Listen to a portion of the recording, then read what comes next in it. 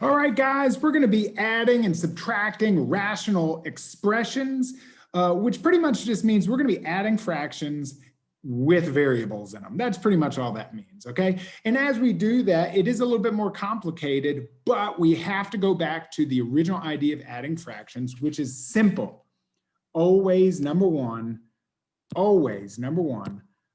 find a common denominator. Okay, and what you're going to notice automatically, hopefully, is that for number 1 and 2, we already have common denominators. And because we already have common denominators, we can go ahead and say, like, for example, number 1, the denominator is 15 for both of them. I can just write a big 15 under the whole entire thing. Once that's done, and I know we have a common denominator, I'm going to only focus in on the numerator. And you can see I swung down and I grabbed that addition sign. And that is because what I'm going to do is I'm going to write that statement up at the top, 5n plus 7n. Now, number 2, once I have a common denominator and I rewrite the fraction, number 2, what I'm going to do is I'm going to look for common terms. Okay, so common terms. And I'm going to collect them. Okay, and kind of simplify what's going on. Collect common terms. So 5n plus 7n, well, I know 5n plus 7n is simply 12n. Over, now that common denominator is there, is 15. Okay, and number 3, what I want to do is I want to factor or simplify the fraction. So when I say factor, that's going to be a lot of cases we're going to have factoring into binomials, and then we're going to simplify. And sometimes we just simplify. So in this case, it says 12n over 15. There is no factoring, so to say, as there is just finding a greatest common factor. So I know like 12 and 15 are both divisible by 3. That's your greatest common factor. So I'm going to divide them both by 3, and that's going to be 12 divided by 3, which is 4n, and 15 divided by 3, which is 5. So 4n over 5 should be my answer. Now, of course, we need to go over Desmos because part of the directions is screen snip Desmos to show equivalence. And by showing equivalence, what we're doing is we're just simply putting in the original equation. You can see it there in purple. And then I'm going to put in my my final answer.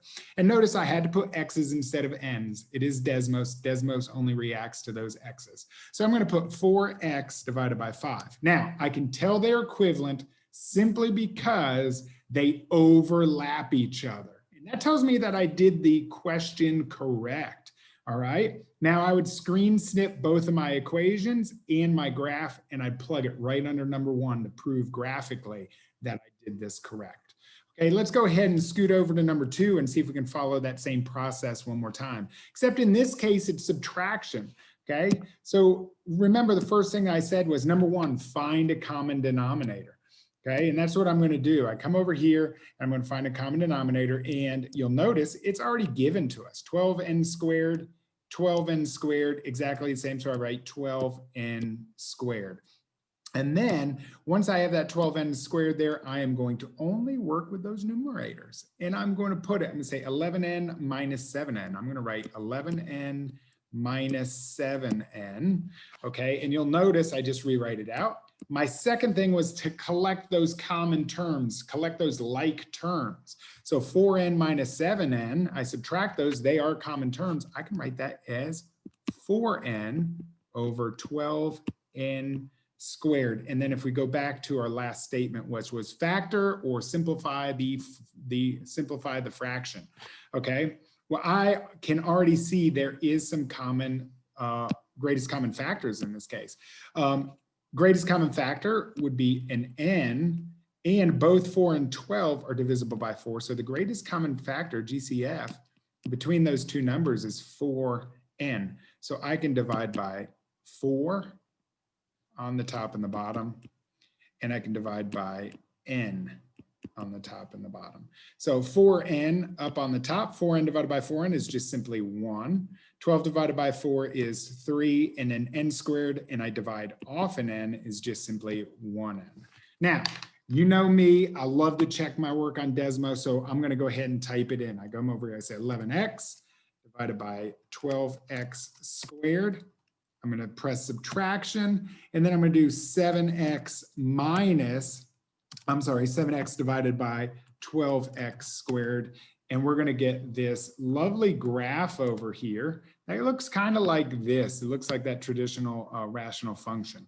Okay, now once I have that, I'm going to type in my answer, 1 divided by 3x. Notice that my answers are exactly the same.